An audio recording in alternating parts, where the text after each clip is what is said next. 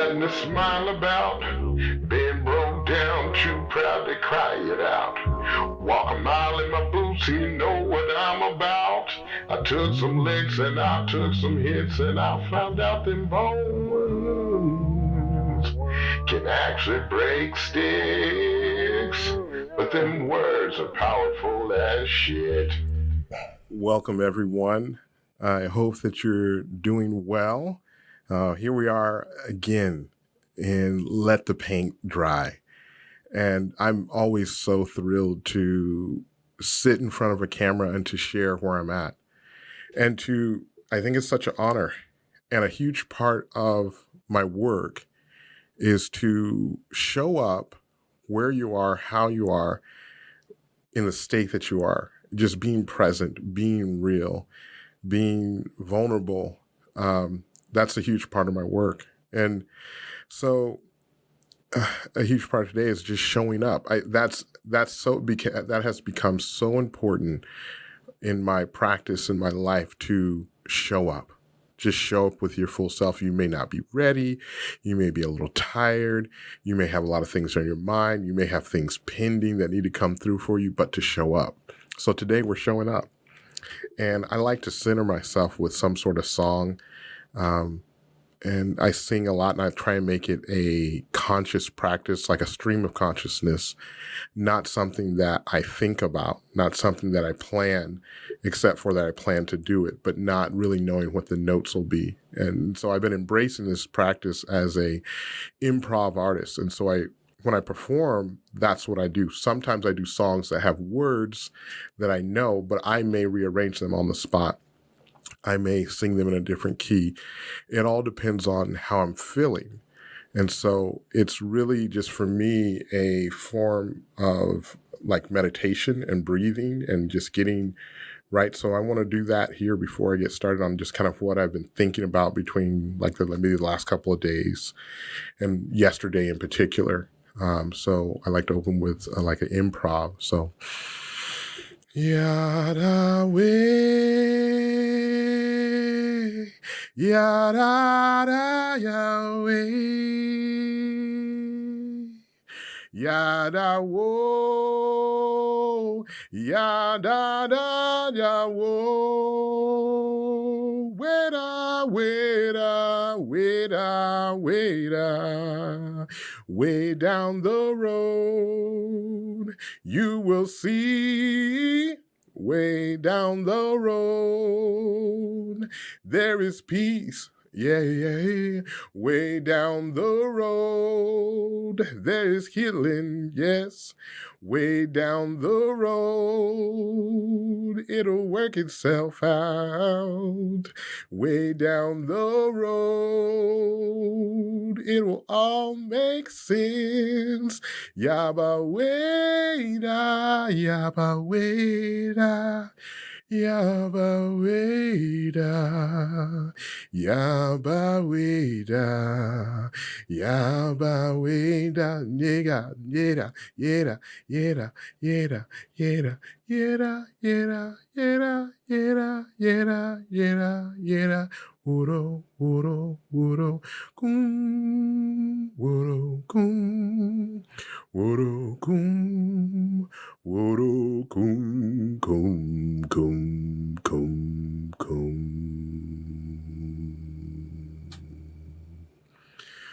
Yeah, so that helps me center. It helps me breathe. And in order to sing, you have to breathe. And so I think so many times I get wound up tight and I forget to breathe. Going through my day, I forget to breathe. And there's times where I'll lay down at night in my bed and I've had a busy day and it feels like that is the first time that I actually had a chance to breathe.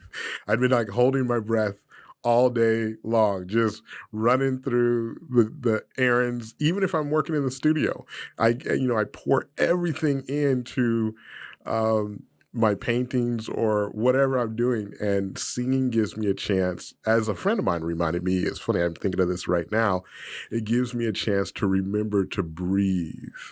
And breathing is so important, to breathe deeply. And I think there's some articles that are out there that talk about how that your level of stress is really connected to your breath. Like when you're stressed out, you're not going to be breathing deeply, but that breathing deeply, just that, that right there is so powerful, just to breathe. And the older I get, the more I realize how important that is, and how it's critical to my life. So I appreciate you indulging me in an improv song. And that's probably a format that I'll use each time that I'm on, is to have a time of breathing and singing and song improv.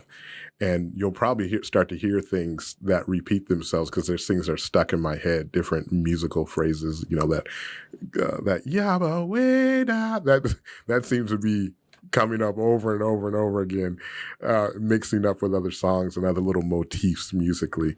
So it's fun to explore that. It'll be fun for me to go back and watch these and see how much I repeat myself or not, or just kind of the progression of the improv song. And I feel like it's one song.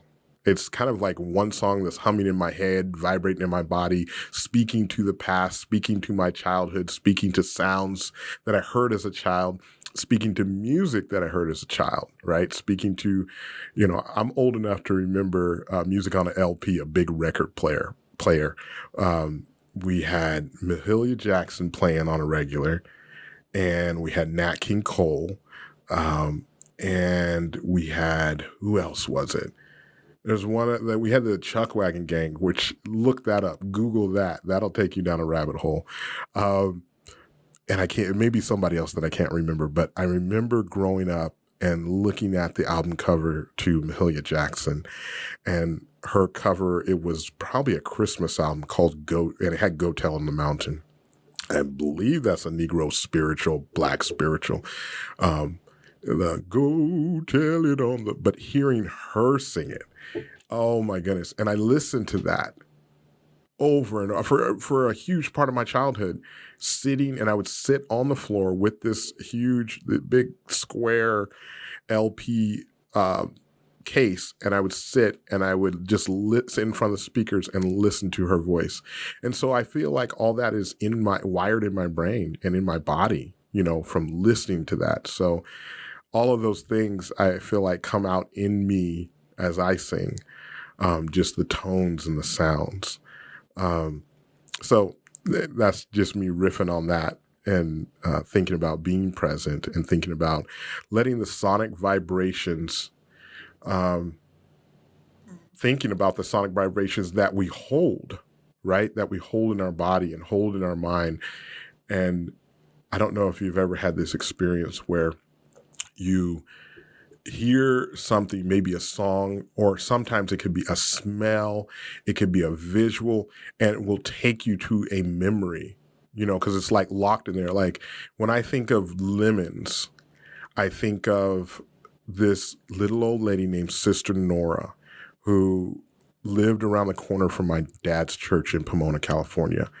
And she was probably in her 80s or 90s, and she would walk to church. And this is a pretty rough neighborhood, but everybody in the neighborhood protected Sister Nora.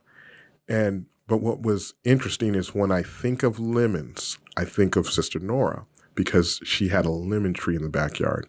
And in her 80s, she would climb up on a ladder in the tree, and she would pick lemons, and she would bring them down, make lemonade, and then she would cook these cookies. And her kitchen was from the 1950s. Like, it had the old refrigerator that is curved, and you have this huge latch that you unlatch and pull it open, and she'd get ice and have this lemonade, and she put probably way too much sugar in that lemonade, but it was the truth, right?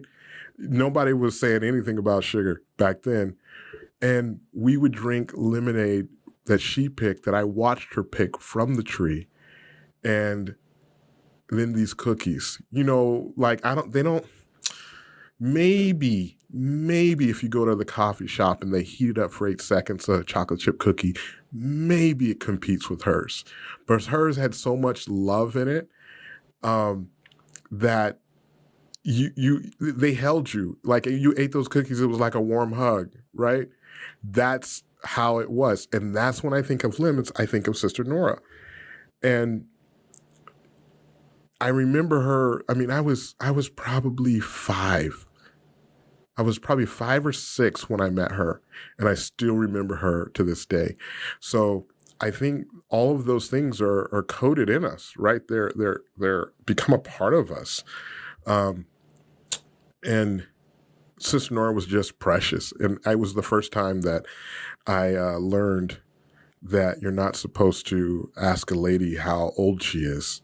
One day we would go out to eat afterwards from church, and we took her with us, and I was just like, okay, I knew my parents were old, but then Sister Nora was like really old. So I'm going, Sister Nora, I'm sitting in the back of a station wagon. We didn't have minivans. We had station wagons. We called them dragon wagons, right? So I'm in the back, and that was my spot. I don't know how I always end up in the back facing the opposite way, but that was my designated seat, right? In the back with my brother. So I turned around over the seat, and I asked Sister Nora how old she was. My parents were like probably mortified, and she was so sweet. I think she told me, and I can't remember what number she said because my mom quickly jumped in and was like, it is not polite to ask a lady how old she is. And I just felt this closeness and comfortability. I'm like, word, look, how old are you? Like, man, you're climbing up in trees, picking lemons.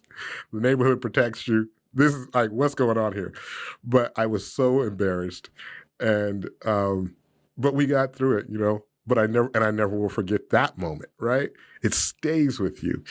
And it's funny because when I came in today, I didn't plan on talking about any of this. This was not even, but I'm showing up, you know, and I love that it's showing up. And thinking of Sister Nora. And we called everybody sister back then, sister and brother who was in the church. I don't know her last name, but she was just precious, just because she treated all of us kids this way. You know, all of us, this was a normal thing to go over to Sister Nora's house. And it was this little old house, like maybe you can call it a shotgun house, because it was just a little, like a Monopoly house, just square, right?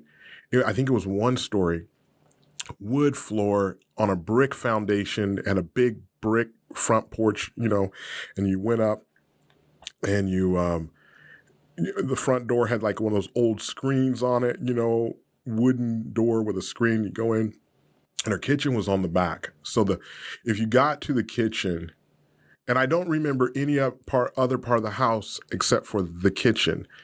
The kitchen would lead out to the backyard where the lemon tree was. But what was really interesting was one day somebody who had broken in somebody's house, and this is going to get crazy. I'm just warning you right now. It may not be crazy. See, things that are crazy to me may not be crazy. Who knows? I'll tell the story. So someone was breaking into someone's house, and I think they were running from either the police. No, the police hadn't even got there yet. They were running, and they ran under Sister Nora's house because you could crawl under these houses. They were built on these big foundations, but they had these crawl spaces. And somebody crawled under her house, and the neighborhood got together and got their dog, and their dog went under the house and got that person out. I don't know the details, but you know that is just like, whoa, you know, it was violent. But that's just kind of the environment that it was. And this is Pomona, California. And in the 80s, you know, everybody had big hair back then. So anyway, that's that. But I was also thinking about yesterday. I was having a conversation with a friend of mine and on a video recording. So we're doing like Marco Polo or something or another. And I was flowing in the conversation, just talking about kind of like where we are today, where we are with COVID, where we are like as a culture with the unrest and just things are happening here in the Northwest that are pretty wild, you know? And as I thought about this, I was flowing with this statement, didn't think much of it. And then my friend texted me and she said, I wrote down what you said. And it was a trip to see something that you say in the moment and you're flowing, and then someone writes it down word for word and then sends it to you. And it was very powerful for me. And I hadn't deconstructed all of these thoughts, but it was just my flow. So I have here, I'll read it to you.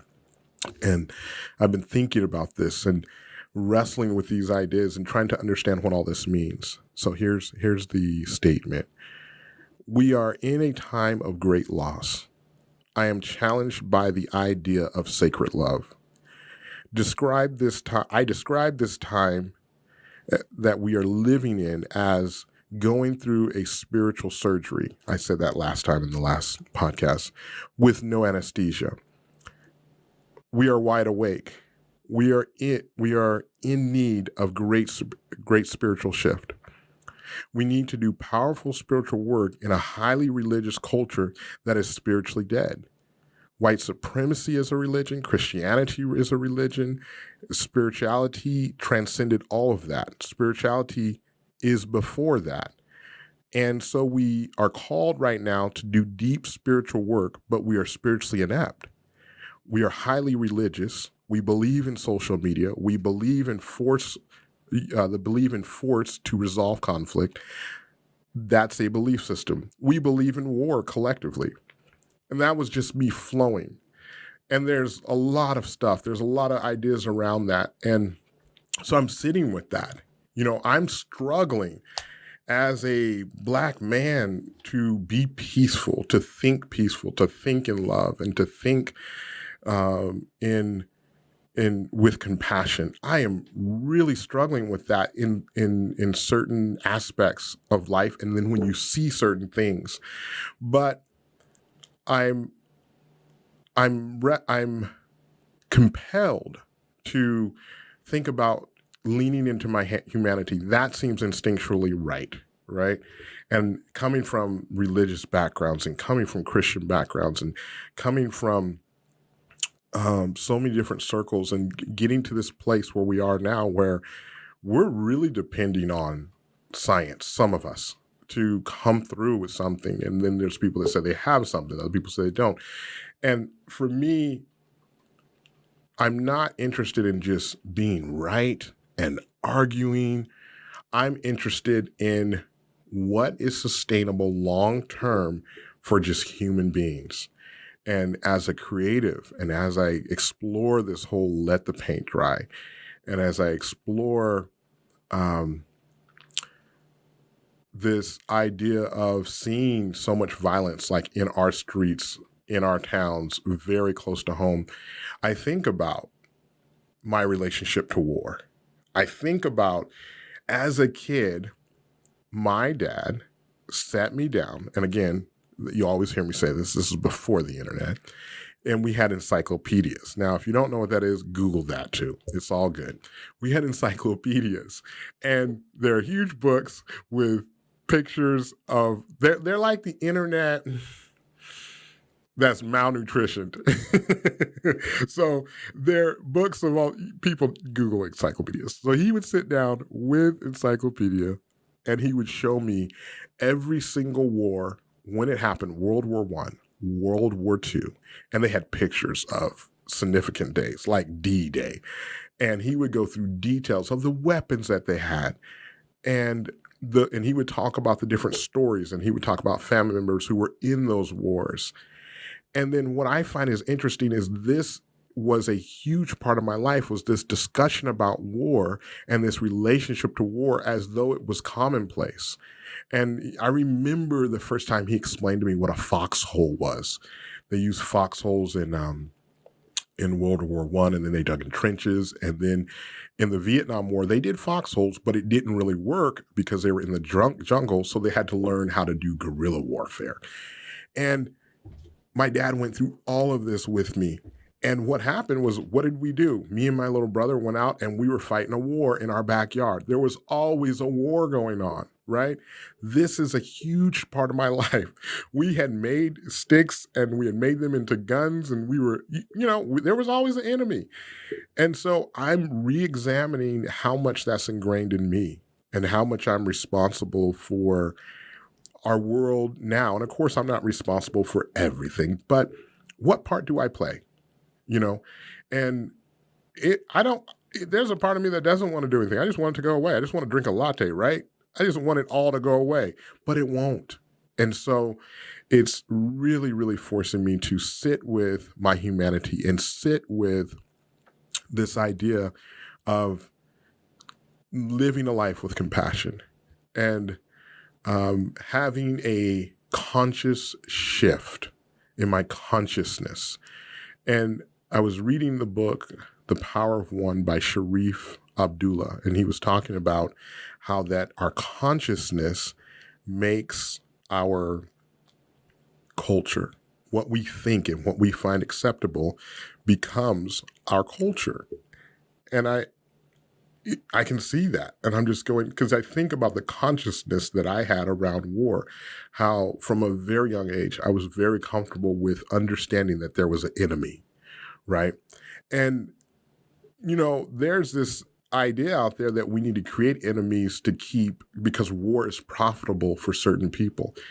Now, I know these are big, tough conversations, and there's a lot of information around it, but I'm approaching this from a holistic standpoint, from a human standpoint. And again, I'm not interested in arguing and being right, but I'm interested in examining my role that I play in this as a creative, as I do work. And I look at my work, my art, and I do a lot of cartoons and I do a lot of serious paintings, but all of it has a narrative under there that I am trying to understand, that I am trying to deconstruct, distill, and be better, and find a pathway to shift my consciousness to think in a way that is supportive to everybody that I come in contact with. Now that may be too broad of a statement, but that's what I'm striving for. I'm striving for to be peaceful, to be civil, to support those around me, to support people that will come after me. And I'm not too concerned about legacy, but I do think about it. I do think about that. If there is a possibility that I could create something now in our world that we're currently in the culture that we're in right now, if I can create something that can help someone else once I'm gone, that's really cool to me. I'm like, that's cool.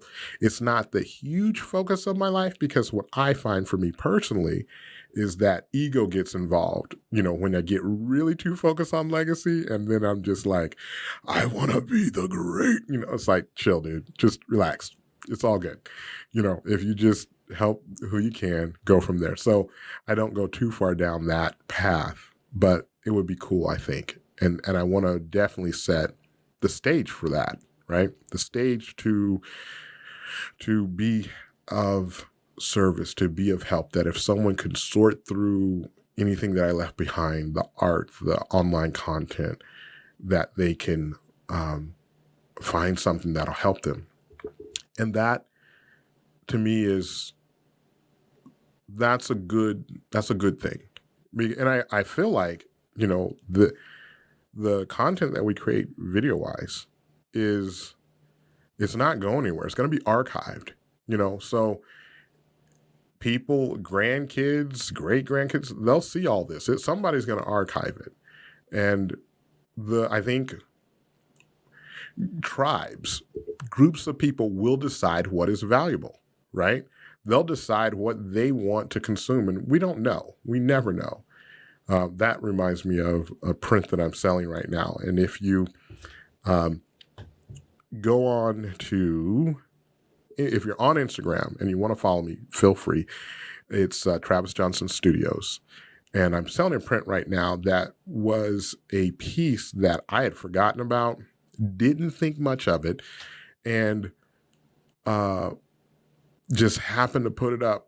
And it's been selling. People love it. And it's just a little girl with a abstract, loose, impressionist representation of the Space Needle in the background. And we never know what people are going to like. And I paint so much, I don't ever know. I don't even try and figure out what people will like or what's going to sell. I, like I said before, I don't trust myself at all when it comes to things because there's things that I don't like and someone else is like, I love this. And I'm like, how? How can you love this? So we don't know what is going to impact people and move them in a really cool way.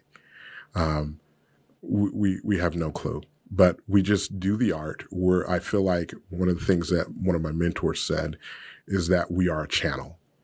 And I want to stay in a place that whatever is coming through me, that can be of help, that I don't block that it comes through, that we put out the art. And so we just paint. We show up, we paint, we post it, and we sing and we post it. We talk and we post it. We tell our thoughts and we post it. And that is the work. And, I try and find work that I truly enjoy, that if I didn't post it, that I would still do it. And that's what I'm doing. The painting, I would do it no matter what. If no one ever saw it, I would do it. And I think that's very, very powerful. And it's been very powerful for me to understand what it means to do something that brings you so much joy, and it didn't matter if anybody sees it or not. So that's kind of like where I'm at in my practice and process of just showing up, doing the work, rinse and repeat, and just really getting the greatest amount of joy out of just doing the thing. And that took me a while to get that. It took me a while to honor myself enough to do something that I enjoyed just because I enjoyed it, because it made me feel good. And I have found that the things that make me feel good cause me to be a better person, be kinder when I'm centered and in a good place. And I think it's a part of human nature to create and to need to have things flow through them. It's healthy to have some sort of flow and to not have a kind of like stagnant existence. So that's been my experience, at least. So very grateful for that. Very grateful for all those that tune in. I absolutely appreciate you. Those that reach out, I absolutely appreciate you. It means the world to me. And we want to continue this work, and we'll show up, keep showing up here, and we'll keep showing up on Instagram and on Facebook. Facebook, you can follow me at Travis Johnson. And then I have a group a private group called Travis Johnson Northwest Studios or something another. If you add me on there, I'll send you a link to that one. And that's where I post kind of like all the art stuff. And then I have my website, which is travisjohnsonart.squarespace.com. And that is the marketplace for my, or actually sell small works. Big works are here at Bdlocal and in my studio. So you'd have to get in touch, and I can send pictures if you want to see big works.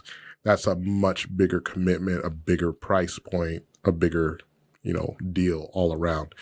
So with that being said, thank you. And I guess I'll close with a song. We'll see what comes up here. I've been working all night long. I've been praying all night long. I've been searching for your love. I've been searching for your love. I've been praying for your life. I've been praying for your life. I've been working all night long. I've been praying all night long. I've been singing this song. It's a lonely melody, but it helps me move on to higher ground, to higher ground. I've been praying all night long. Until next time, my friend, go in peace and do good work, do work that matters, and love and take care of the ones you're with.